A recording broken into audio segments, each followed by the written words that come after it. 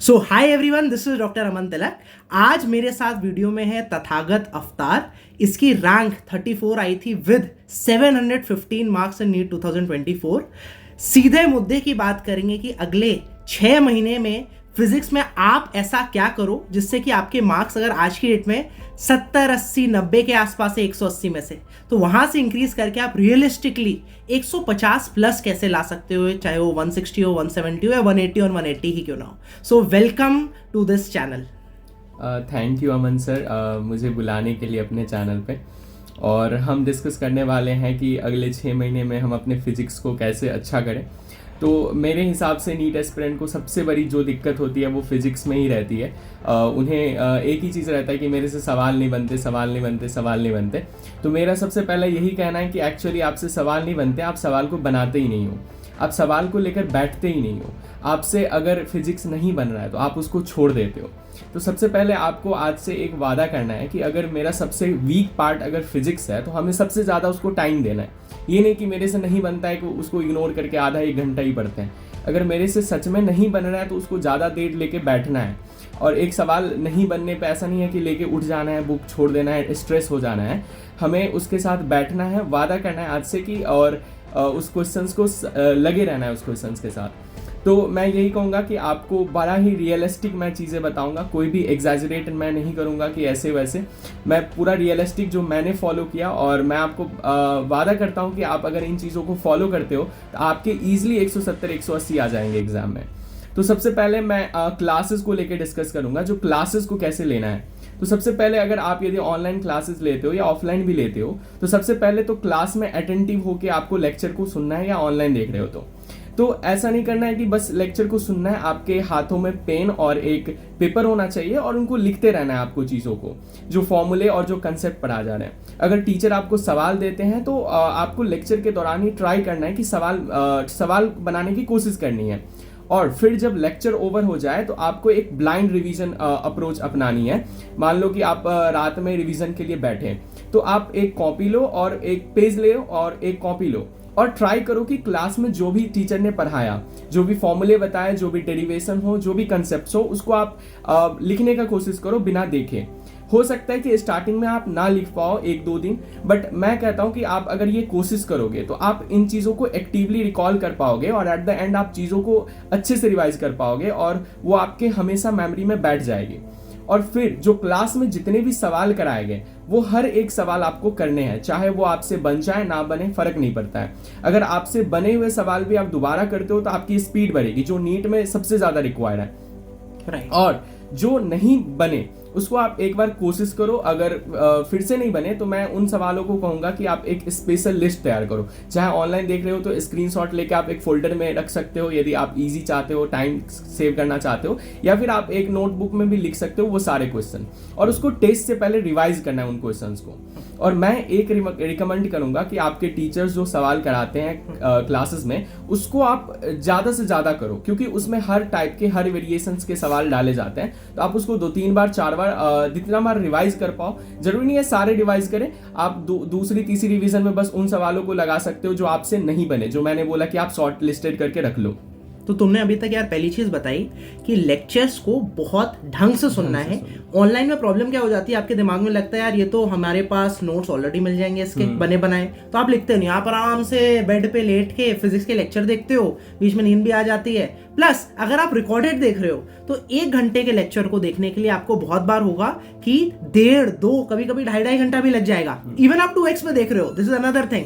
सो अगर आप ऑनलाइन पढ़ रहे हो तो प्लीज अंडरस्टैंड, लेक्चर को आप देखते हुए सामने पेन और पेपर, टेबल पर बैठकर पेन और पेपर से अपने एक रफ पेपर ले लो। एक रफ नोटबुक मैंने बनाई हुई थी और आई थिंक तुमने भी ऐसा कुछ बनाया होगा, जिसमें छोटे छोटे जो होते हैं लेटर्स से उसको सॉल्व करने की कोशिश करो, क्योंकि तुम्हें एक्चुअल एग्जाम में उसी क्वेश्चन पेपर पे उसकी जो क्वेश्चन है उसके बगल में मार्जिन में सॉल्व करने की प्रैक्टिस होनी चाहिए। This is the first thing he told. Second चीज इसने क्या बताई, इसने बताया कि अगर आपको फिजिक्स में जो क्वेश्चंस सामने जो टीचर पढ़ा रहा है उसको साथ साथ आप सॉल्व करो, रैदर देन बाद में आप जो वो सोच रहे हो एक एक्टिव प्रोसेस उसमें लगाओ, है ना। थर्ड थिंग क्या चीज है कि क्लास खत्म होने के बाद उसको रिवाइज कर लो, जो भी आप जो पढ़ाया गया सेम डे में। चौथी चीज क्या बताया है इसने कि आप जो हो जम के क्वेश्चन प्रैक्टिस करो। फिजिक्स से डर लगता है तो डर किसी चीज से लगता है तो यार उसे तुम्हें हेड ऑन लेना पड़ेगा, तब जाके उसे जीत पाओगे। अब क्वेश्चन प्रैक्टिस तुम किसी भी सोर्स से कर सकते हो, बहुत सारे अच्छे सोर्सेज हैं। आप अच्छा एक सोर्स जानना चाहते हो जो मैं रिकमेंड करता हूँ तो NCERT अभ्यास बैच है, डिस्क्रिप्शन में आपको उसके सारे वीडियोस जो है वो मिल जाएंगे, कैसे एनरोल करना है, क्या है, कैसे और क्या क्या चीजें हैं। बाकी आप कहीं से भी कर रहे हो, but at the end of the day जब भी तुम क्वेश्चन प्रैक्टिस कर रहे हो जिसमें गलत कर रहे हो, उसमें इंपॉर्टेंट क्या है, आप उसे स्क्रीनशॉट ले लो। अगर अभ्यास बैच से कर रहे हो तो बुकमार्क करके बाद में रिवाइज कर सकते हो। और एक और इंटरेस्टिंग चीज हम लोग ने पता है क्या कि लेट से तुमने कोई भी क्वेश्चन गलत किया यहाँ पर अभ्यास बैच में, सो वो ऑटोमेटिकली आपकी NCERT जो है उसमें पिंक कलर से हाईलाइट हो जाएगा। सो आप उसको बाद में अपनी NCERT जो हम लोग ने इसको कंसेप्ट दिया हमने, इनकरेक्ट क्वेश्चंस मार्क्ड NCERT, और यहाँ पर बंदा NCERT को जो है इनकरेक्ट क्वेश्चंस मार्क को स्क्रॉल करके ना सिर्फ ये लाइंस जान जाएगा जिसमें क्वेश्चन उसने गलत किया, बल्कि उन लाइंस पर क्लिक करके वो इनकरेक्ट क्वेश्चंस को वापस से रीअटेम्प्ट भी कर सकता है, each with its own detail video explanation. जाओ अब चलो आगे बढ़ते हैं। ओवर टू सर ने जैसे NCERT की अभी बात की, तो ये भी एक बहुत बड़ा अभी के टाइम पे कंफ्यूजन चल रहा है कि NCERT पढ़नी है कि नहीं करनी है। तो मैं इसमें थोड़ा सा अलग टाइप का आंसर करना चाहूँगा कि अगर आपकी मतलब फिजिक्स बहुत अच्छी है, लाइक आपकी ऑलरेडी स्कोर आ रहे हैं 40 क्वेश्चंस आप सही कर पा रहे हो हर एग्जाम में, टेस्ट में, तो आप पूरे NCERT से एक बार गो थ्रू हो जाए, कोई प्रॉब्लम नहीं है। बट जो भी स्टूडेंट्स को फिजिक्स थोड़ी भी बहुत पसंद नहीं है, या वो ऐसा अप्रोच करते कि मेरे 40 तक बन जाए कैसे भी, 40 क्वेश्चंस मैं कर पाऊँ, तो उनके लिए मैं कहूँगा कि हर चैप्टर्स पढ़ने की जरूरत नहीं है, क्योंकि आपको ज़्यादा सवाल लगाने की जरूरत है, क्योंकि NCERT फिजिक्स की बहुत ज़्यादा बल्कि आप उसमें घुसोगे तो बहुत दिक्कत होगी। और बहुत सारे ऐसे चैप्टर्स जैसे फिजिकल वर्ड हो गया, हाँ। उसमें तो कभी क्वेश्चन आई डोंट थिंक हमारे टाइम तक नहीं आया था, अभी तक भी आई डोंट थिंक आया है। थ्योरेटिकल जो है, हाँ थोड़े से जो टाइप्स ऑफ नए क्वेश्चन जैसे असर्शन, रीजन, स्टेटमेंट वाले थोड़े से बड़े हैं, बट एट द एंड तुम्हें क्वेश्चन प्रैक्टिस आनी चाहिए। केवल थ्योरी पढ़ के तुम्हारा फिजिक्स का 20-30% भी नहीं होने वाला है। तुम्हें क्वेश्चन जब तक नहीं लगा पाओगे, that to in a timed manner, तुम्हें वो 1.5 मिनट के अंदर जो है क्वेश्चन सॉल्व करना मैक्स टू मैक्स। तुम ये नहीं कह सकते कि भाई 5 मिनट में वही क्वेश्चन सॉल्व कर रहे हो, कोई भी कर लेगा। बहुत बार ऐसा होता है कि घर में बंदा वापस जाता है, उससे वही जो क्वेश्चन गलत करके आता है आराम से लग जाता है, उसे समझ नहीं आता।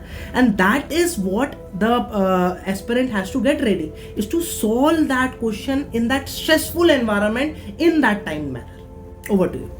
हाँ, तो इसीलिए मैं कहना चाहूंगी कि वो स्टूडेंट्स आप क्या करो कि ज़्यादा से ज़्यादा आप समरी और पॉइंट्स टू पॉन्डर नहीं छोड़ना है। और जो कुछ चैप्टर्स जैसे सेमीकंडक्टर है, उनसे क्वेश्चन आते ही आते हैं सब्जेक्टिव वाले, मतलब जो भी स्टेटमेंट वाले हैं, तो आप सेमीकंडक्टर को एटलीस्ट 4-5 बार रिवाइज करो। और जो मॉडर्न फिजिक्स है, फ्लूइड मैकेनिक्स है, और जो भी मैग्नेटिज्म वाला पार्ट है, इन चीज़ों को, इन जो सारे चैप्टर्स हैं, इनको आप अच्छे से प्रिपेयर करो, क्योंकि हो सकता है अगर क्वेश्चन आए तो इसी में से आएगा। तो आप ये अगर 2-3 क्वेश्चन आते भी, मैक्स टू मैक्स 2-3 क्वेश्चन आते हैं स्टेटमेंट वाले थ्योरेटिकल पोर्शन से, तो आप क्वेश्चन को कर ले जाओगे, उतना कोई टेंशन नहीं है कि आपको पूरा फिजिक्स का बुक पढ़ना पड़ेगा। आप ज़्यादा से ज़्यादा अपना टाइम क्वेश्चन प्रैक्टिस पे निकालो। और इसके बाद मैं मतलब एक और चीज़ भी ऐड करना चाहूँगा, मतलब तुमने ये चीज़ बोली समरी, पॉइंट्स टू पॉइंटर, एक और चीज़ हम लोग ने की है free of cost for all the students. ये अभी हम लोग पिछले 2-3 महीने से लगे हुए थे। हम लोग ने क्या किया है, मेरे टेलीग्राम चैनल अमन तिलक ऑर्गेनाइजेशन, तुम भी आई थिंक पार्ट रहे होगे, या फिर तुम्हारे बैचमेट्स तो बहुत सारे रहे थे, उसमें हम लोग ने क्या किया है कि जो समरी है NCERT की, उसको हम लोग ने एक्सप्लेन कर दिया। हर एक उसका जो पॉइंट है उसको और एक्सपैंड करके उस पर बेस्ड जो है वो हमने नोट्स बना दिए हैं। मतलब NCERT के पॉइंट्स ऑफ पॉन्डर और समरी फिजिक्स की, इस पर बेस्ड नोट्स, जिससे सबसे ज्यादा हाईएस्ट यील्ड है क्वेश्चंस आने की। अगर स्टेटमेंट बेस्ड क्वेश्चंस आ रहे हैं तो that is available free of cost for all of you. अगर अभी तक सारे चैप्टर्स के नहीं अपलोड होंगे तो सीक्वेंशली सबके चैप्टर्स के फ्री ऑफ कॉस्ट हो जाएंगे। Aman Tilak organization Telegram channel का लिंक डिस्क्रिप्शन में आपको मिल जाएगा। Over to you. अब मैं कहता हूँ कि आपको एक टेस्ट में भी एक अप्रोच रखना है सवाल को सॉल्व करने का। तो मैं कहूँगा कि अगर आप फिजिक्स की सेक्शन को अगर सॉल्व कर रहे हो तो एकदम से सारे सवाल्स को ऐसा नहीं करना है कि उस पर लग जाना है बनाने के लिए। सबसे पहले आप उन सवालों को करो जो आप 100% फिक्स हो कि ये मेरे को आता है और थोड़े एफर्ट में बन जाएंगे, वो सवालों को करो। और एक टाइप के सवाल होते हैं जो आपको बनेंगे ही नहीं, और एक होता है थोड़ा ज़्यादा टाइम लगेगा, लेंदी है, बनेंगे। सबसे पहले आप उन सवालों को करो जो आपको ईजिली बन जाते हैं, थोड़ा कैलकुलेशन में हो जाता है, क्योंकि आप अगर यदि लेंदी सवालों को स्टार्टिंग में करने लग जाओगे तो हो सकता है कि आप ज़्यादा टाइम दे दो और आपको फिर फिजिक्स, बायो और केमिस्ट्री के लिए टाइम ना ही बचे। उसके लिए आप सबसे पहले आसान सवालों को करो, उसके बाद फिर जो आपको थोड़ा टाइम लगा के बनेगा उसको करो, और जो अगर नहीं बनना है तो वो नहीं बनेगा, या फिर लास्ट में आप उसको देखना। तो ये आपकी टेस्ट की अप्रोच होनी चाहिए। और मैं एक चीज कहूंगा, टेस्ट में, हर टेस्ट में एक आप टेस्ट देने के बाद सारे सवालों को जो आपसे नहीं बने या जो गलती करी आपने, एक नोटबुक में वो लिखी रहनी चाहिए। और मैं तो कहूंगा कि आप रीजन भी लिख लो, ये किस वजह से गलत हुई थी, आपने कैलकुलेशन एरर करी थी या फिर कंसेप्चुअल एरर था या कुछ और एरर था, उससे आपको दोबारा, जैसे कभी कभी होता है चेंज टू चेंज बाय, इसमें गलती करते हैं। तो अगर आप नोटबुक में लिखे रहोगे कि मैंने ये चेंज टू चेंज बाय में गलती करता हूं, तो हर एग्जाम से पहले आप उसे पढ़ के जाओगे तो ये गलती आप करने से बच जाओगे। और अगर मान लो कि आप टेस्ट देने के बाद उसकी एनालिसिस करते ही नहीं हो, तो कोई मतलब ही नहीं रह जाता फिर टेस्ट देने का।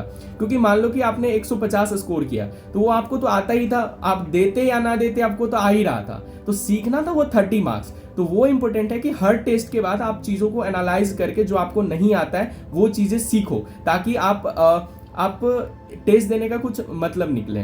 बिल्कुल बिल्कुल सही बोल रहे हो। और that is what I tell all of you कि देखो, तुमने पढ़ाई की, क्वेश्चन प्रैक्टिस की, और उसके बाद जो क्वेश्चंस गलत किए वो तुमने, चलो एक अगर नोटबुक बना ली, वो कंसेप्ट्स लिख लिए, this is valid for all the 3 subject, physics chemistry bio, और इसको रिवाइज करते गए। हर एक तुम्हारे जो मॉक टेस्ट हो रहा है कोचिंग में, उससे पहले, नीट के पहले 7 दिन जो है उसमें सारी चीजें कर लिए, you are done with it. क्योंकि तुमने अपनी जो भी गलतियां की, तुम टेस्ट दे के क्वेश्चन प्रैक्टिस करके अपनी गलतियां जानते हो ना, और उन गलतियों को तुमने मजबूत कर लिया। So you are a strong player in the NEET examination. Over to you. तो फाइनली मैं इतना ही कहना चाहूँगा, मैं कंक्लूड करता हूँ मैंने क्या क्या कहा। तो सीधी सी बात है, आपको लेक्चर को अच्छे से देखना है, पहली पॉइंट है। उसके बाद आपको उसका रिवीजन करना है, एक्टिव रिकॉलिंग करके सारे चीज़ों लिखना है। लेक्चर खत्म होने के बाद सारे सवाल लगाने हैं, जो नहीं बने उसको अलग करना है। सेम टेस्ट के साथ भी करना है, अगर टेस्ट में कुछ गलत होते नहीं बनते हैं उसको भी आपको लिखना है। और मैं 100% कहता हूँ कि अगर आप इन चीज़ों को करोगे तो आपका स्कोर इंप्रूव करेगा। यही सीधा रास्ता है। आपको इस एग्जाम में मार्क्स नहीं इस टेस्ट में मार्क्स नहीं आते क्योंकि आपको नोट्स के सवाल नहीं आते हैं। आप एक बार देखो, पलट के देखो, आपको सच में ऐसा होगा कि आपके नोट्स में भले ही 50 सवाल हो, आपको 50 के 50 आप नहीं सॉल्व कर पाओगे। जिस दिन जवाब इसका हाँ होगा, आप कर पा रहे हो, तो आपके अच्छे स्कोर आएंगे, इसके लिए बोलने की जरूरत नहीं पड़ेगी। बिल्कुल। And our best wishes for all of you for your success. And Tathagat, इसका ना चैनल है यूट्यूब पर, इसको सब्सक्राइब जरूर से कर लेना, अच्छा कंटेंट बना रहा है, ठीक है? तो उत्साह बढ़ाओ, इसका भी बढ़ाओ उत्साह। मेरे चैनल को तो आपने सब्सक्राइब किया, नहीं किया तो जरूर से कर लेना। कमेंट करके बताओ अगर दूसरा वीडियो भी चाहते हो तथागत के साथ, तो कौन से टॉपिक पर चाहते हो। और अच्छा लगा ये वीडियो तो हिट द लाइक बटन, और उससे हमारा उत्साह बढ़ता है, मोटिवेशन आता है उससे, that is our source of motivation. Wish you all the very best. मेरे टेलीग्राम चैनल का अभ्यास बैच कैसे एनरोल करना है उसके सब आपको जो लिंक्स है डिस्क्रिप्शन में मिल जाएंगे।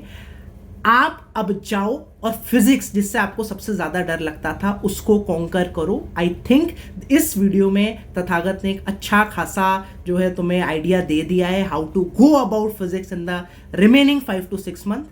Our best wishes for you, for your success. Thank you so much, Tathagat, for sparing time and coming to this channel for your valuable advice. Thank you so much, everyone, for watching. Bye-bye.